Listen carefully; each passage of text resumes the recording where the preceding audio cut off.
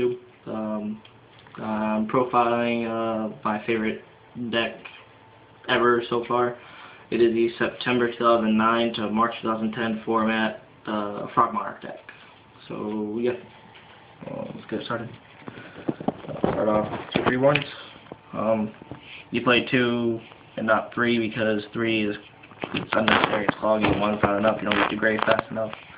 I think 2 is just perfect. And this is the card that if you don't get this to grave the first few turns, you normally lost if you can't get that to grave. So that's why you run 2 of these Swap Frogs. You discard a water-type monster, special summon it, and you can send one Frog monster from your grave to your deck to your grave. So special summon it or normal summon it, Sentry Born. Also the effect to bounce it back to your hand. And it also works in combination with this guy, Fishborg Blaster. If you control face-up level 2 or lower water-type monster, you can discard a card from your hand, special summon it, and it's a level 1 tuner. It only works with water-type monsters. You can only sync with water-type monsters. So the tuners you run, that's probably the best level 1 tuner in the game, Gold Bulb. Yeah, it's just level 1 tuner. When it's in your grave, mill 1, bring it back, sync with it again. You can only use that effect once per duel. Spore, because it's not level 1 tuner, and it turns to level 2 tuner when you have glow up in grave. After you've exhausted glow up, just remove it, and you have level 2 tuner, Spore. Play Spreader, he's level 2 tuner, gives you access to other levels other than just 8s and 7s. 1 Dandelion, I could be running 2, I run 1, because you don't need to run 2. 1 is plenty. It gives you access to easy 5s and easy 7s. 1 Dark Dust Spirit. When you spirit and when you tribute summon it, it lightning vortexes the whole field.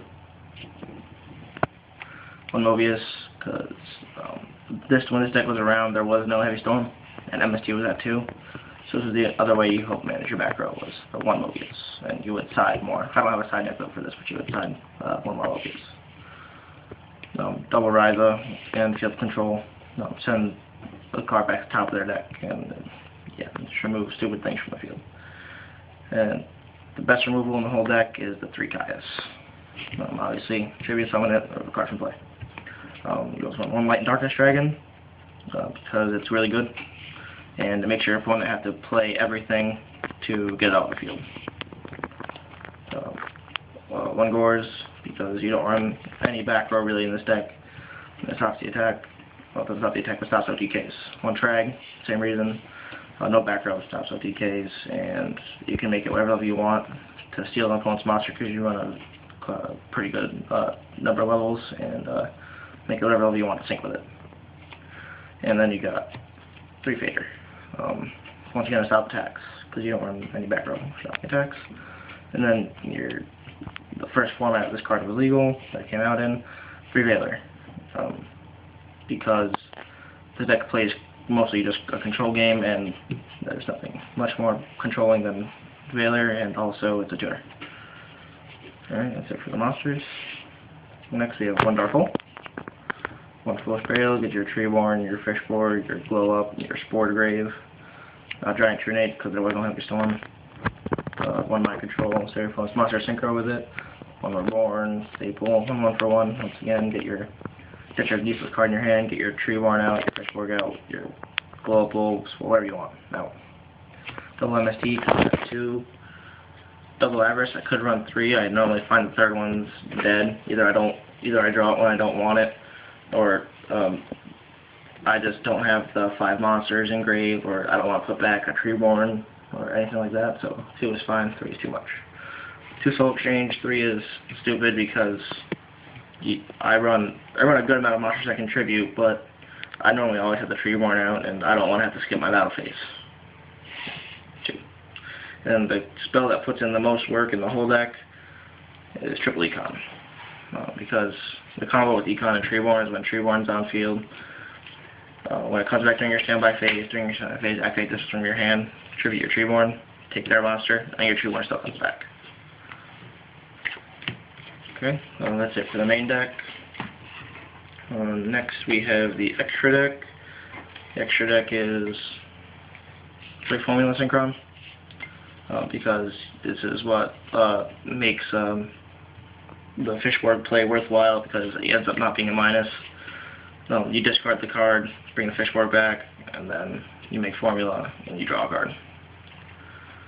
One armory arm, because you can make it with glow up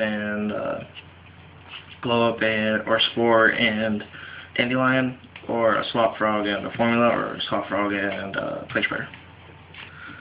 One catastor, fill your opponent's monster synchro with it with one of your level 1 tuners, normally. Bryonic, bounce stuff back, really easy to make in this deck. The last format, Yugioh, is legal. So I don't only make Yugioh before I make Bryonic. Bryonic, I only make it if I know I can go free game that turn. Yugioh is just better, so I can steal their monsters and then synchro with them main phase 2.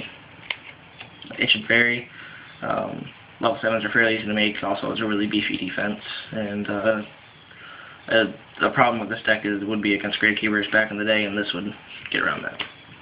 One Black Rose, because every deck played Black Rose, and boom. 3 Stardust, it's probably the card I make most often with the deck, because it's amazing, and it's probably the best level 8 synchro, generic level 8 synchro out there. One Scrap Dragon, because with Retrieval comes back each turn, I have an infinite source for blowing things up. One Mistworm, because it's the only good 9 out at that time. And one Shooting Star, because it's very easy to make with the Stardust and the formula, and the Shooting Star is hard to remove from the field. Okay, that's it for the deck profile.